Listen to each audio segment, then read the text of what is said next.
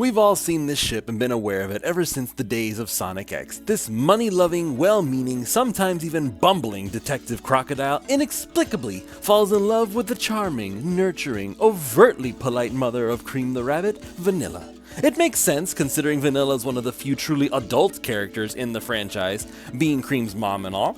She's often considered one of the only safe characters due to her undeniable status as a full-grown adult.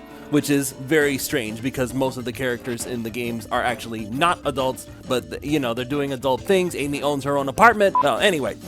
And it seems that Sonic Team has actively allowed this pairing as well, which in and of itself, again, is an impressive feat. Ever since the record-holding Archie comic series went defunct, Sonic Team has made it a point to be intentionally vague about any sort of romantic implications between their main cast members. Sure, if you squint real hard, you could make the argument that there's a connection between characters like Sonic and Amy, which is my personal choice, and who can forget the long-standing love-hate relationship between Knuckles the Echidna and Rouge the Bat, which, if we're being honest, feels like it's much more based on hate than anything. That's just my thoughts, and I'll get into it. But if there's ever any romance to be had in the series in modern days, it's usually implied rather than explicitly expressed, and it's usually between characters that aren't considered part of the main cast of game-centric characters.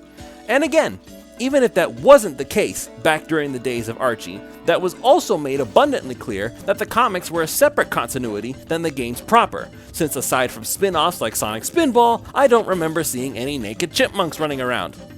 Well, except for those, but they don't count. So now with IDW Sonic being confirmed as canon to the game continuity, writers like Ian Flynn from the old Archie comic days and Evan Stanley have a lot more restrictions placed on them for what they are and aren't allowed to write. And that, unfortunately, includes making sure that main character relationships have to remain stagnant until further notice from up high. Any changes that get made during storylines need to be returned to status quo by the end of the arc so as not to interfere with the next game's story. Think of IDW as supplemental material for Sonic fans who just can't get enough of these characters and need to read more stories about them because we actually care about them, which, you know, is something that franchises should want us to do since it makes us more invested and makes us more likely to buy their products in the future. Hint hint, Sonic Team, stories are good. I say all this to ultimately highlight that these apparent rules and regulations surrounding the current state of Sonic are conspicuously absent when it comes to Vector the Crocodile and Vecnilla the Rabbit, who are both characters that have made frequent appearances in the games. Well, frequent is a relative term in Vecnilla's case, but still, Vector, at the very least, has become a fan favorite ever since his return to the franchise, along with the rest of the Chaotix during Sonic Heroes, and he's been involved with Sonic and Company's adventures ever since. Now, one of the things that made Vector so popular, I'm sure, is back during the Sonic X anime. The fact that he had an infatuation with this motherly rabbit was played successfully for comedic effect. The Chaotix policy is that they never turn down work that pays, up until Vecnilla comes along and bats her eyelashes at him, and then suddenly he's a charity worker, much to Espio and Charmy's dismay.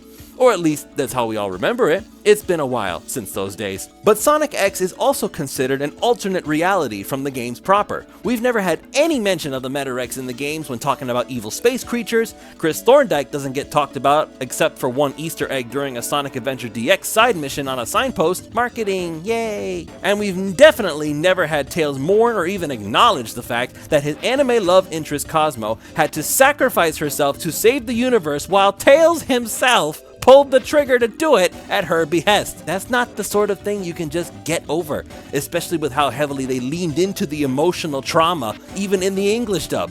I kid you not, I ship Tails and Cream myself. But I warn you, do not watch the Japanese dub of Sonic X unless you want to cry at the end. I literally could not sleep after I watched it, and I stayed up all night writing a story just to properly get those feels out of me. I can feel you judging me across the screen. Stop it. So with Sonic X safely tucked away, that should have been the end of the comedic value that comes with Vector simping for a character that if this were the real world, he would likely be eating her. But instead of letting the idea die off, Sonic Team evidently approved the return of the whole Vector likes Vecnilla thing.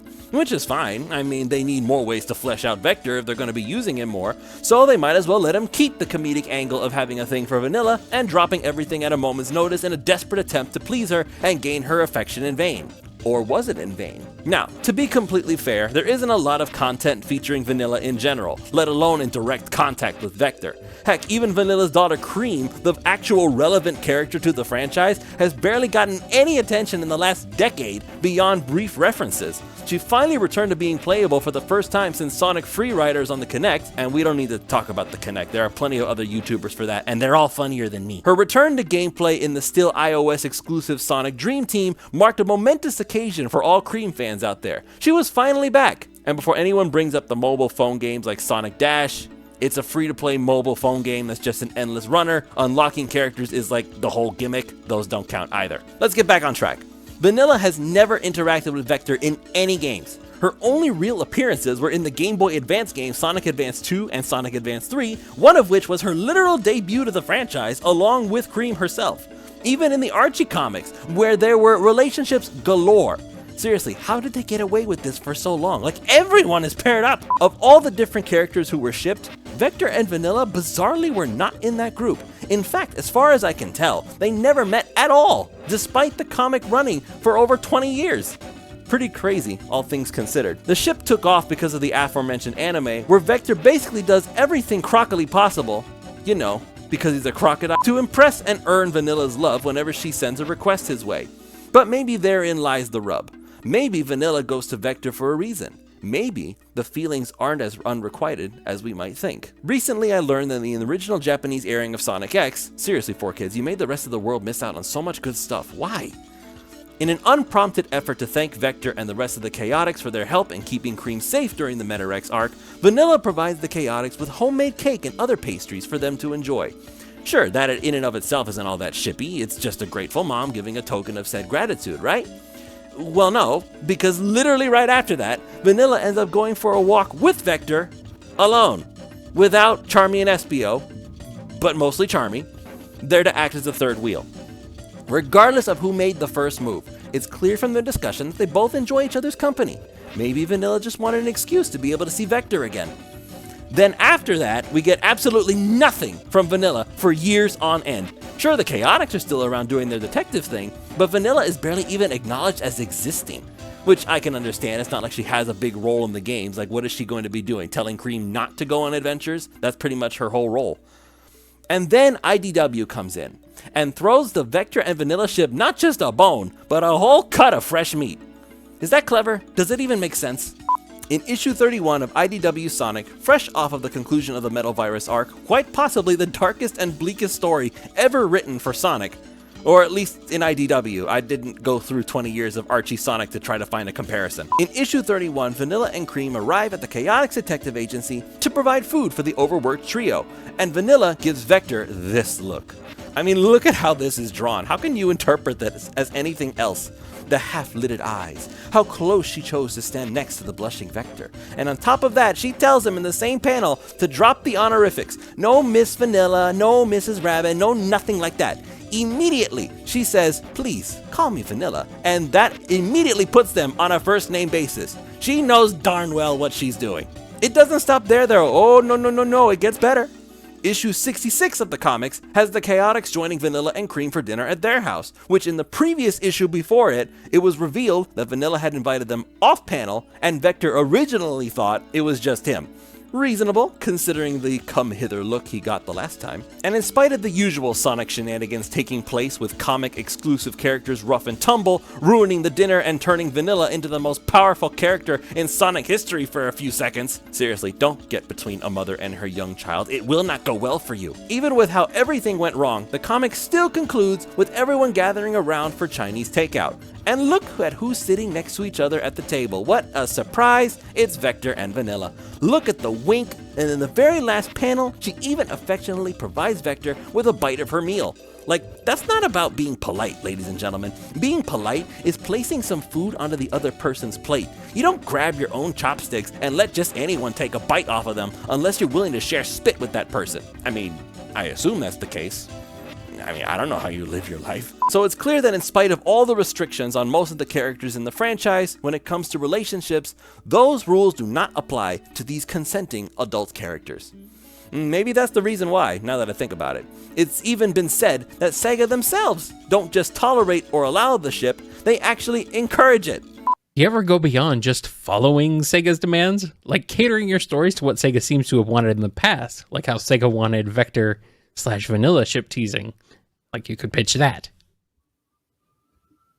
I mean, when I write stuff, I try to keep in mind what I've run into in the past, stuff that I feel like is going to be approved and not rock the boat too hard.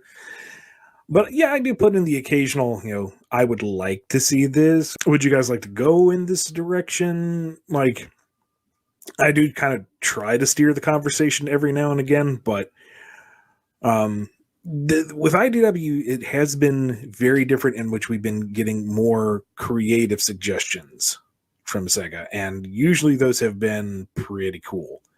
Like the Vector Vanilla thing. Like, I did not see that getting any legs again. And it's like, all right, well, that's there. That's fun. Cool. Yeah, run with it. Mm-hmm.